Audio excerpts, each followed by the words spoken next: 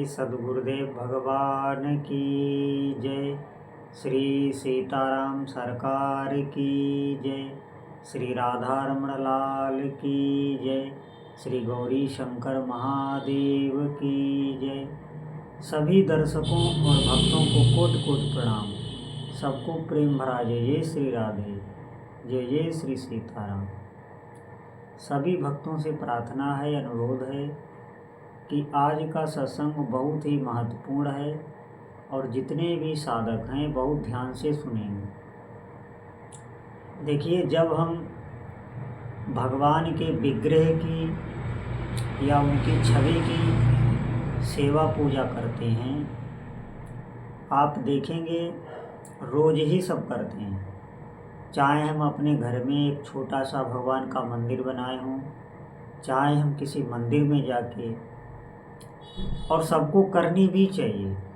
अगर आप साधना में आगे बढ़ना चाहते हैं तो अपने उपास्य देव की छवि या विग्रह की सेवा अवश्य ही करनी चाहिए।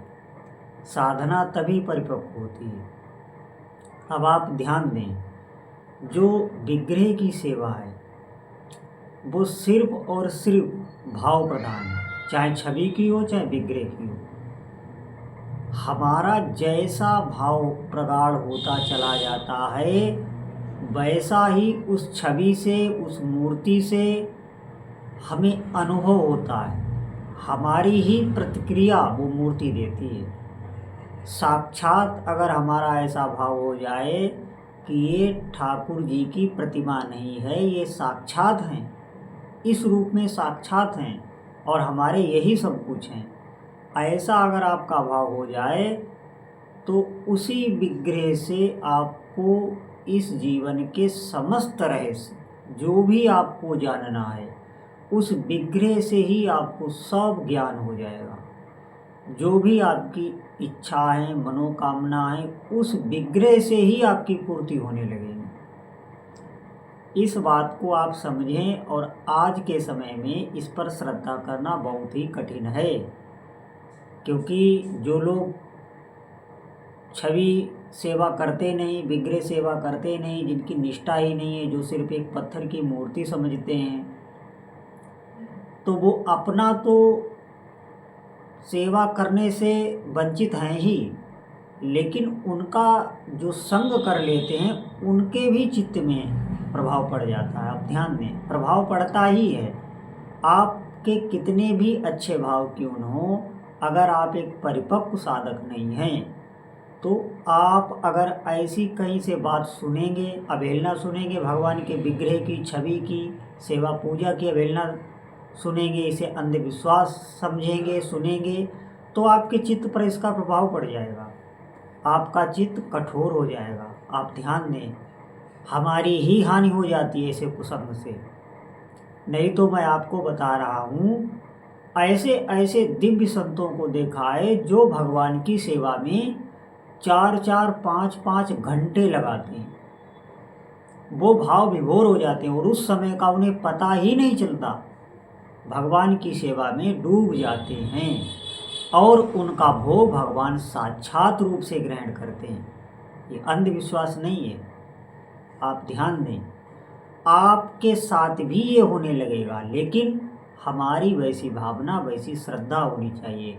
हम पहले तो ये समझें कि ये साक्षात भगवान की सेवा हमारे घर पे विराजमान है, तो उस प्रकार आप उनका भोग, उनका वस्त्र, उनका श्रृंगार, उनकी आरती, उनकी सेवा पूजा बहुत सावधानी से, उससे ज़रूरी कोई आवश्यक कार्य नहीं है, ऐसा समझकर जिस दिन आप करेंगे तो निश्चित ही आपके साथ अनुभव होने लगे।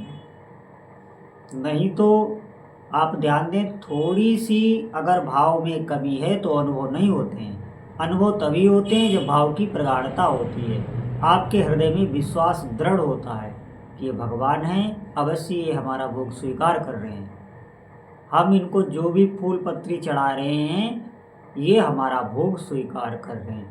ऐसे जो रोज नित्य पूजा करता है, भक्ति करता है, तो आप ध्यान दें, बहुत बहुत बड़े अनुष्ठान, बहुत बहुत बड़े यज्ञ जो करने का फल है उसे रोज का रोज मिलता रहता है। भगवान की सेवा जो सबके अधिष्ठात्र हैं, आप किसी भी इष्ट देव की सेवा करते हो, इसमें भेदभाव नहीं है। जो भी इष्ट देव हैं उनको सर्वोपरि मानना, आपके लिए वही सर्वोपरि हैं और पूर्ण हैं। जो भी इष्ट देव हैं सभी परिपूर्ण हैं। भेदभाव करने से भक्ति में, आपकी ही भक्ति में बाधा पड़ जाएगी। आप किसी भी इष्ट देव की, देवता की अगर अवहेलना करेंगे कि ये बड़ा है ये छोटा है, तो उसमें दूसरे का कोई अहित नहीं होता है, हमारी ही भक्ति में बाधा पड़ जाती है। या आप किसी ऐसे भक्त पर जो भगवान की बहुत भाव से सेवा कर रहा है, लेकिन बाहर देखने सुनने में ऐसा लगता है कि ये ठीक नहीं है, इसके आचरण ठीक नहीं है, ऐसा लगता है, लेकिन भीतर से वो बिल्कुल सही है, वो भगवान का भजन कर रहा है। और ऐसे की अगर अवहेलना हो गई, आपने निंदा कर दी, कुछ भी ऐसा कर दिया, तो आपकी ही जो भक्ति है उसमें बाधा पड़ जाती है। देखिए, भाव बहुत जो कोमल हृदय होता है उसमें प्रकट होते हैं। भाव उसी के हृदय में प्रकट होते हैं जो किसी से द्वेष नहीं करता, राग नहीं करता, और जो अपनी साधना में तत्पर है, और जिसके आचरण शुद्ध हैं। आचरण शुद्ध अवश्य होने चाहिए, नहीं तो भाव नहीं बनेंगे। आचरण का मतलब है हमारी किसी पे कुदृष्टि ना जाए, हम संयम से रहें, खान पान हमारा शुद्ध हो, जो अभक्ष पदार्थ हैं उनका हम सेवन ना करें।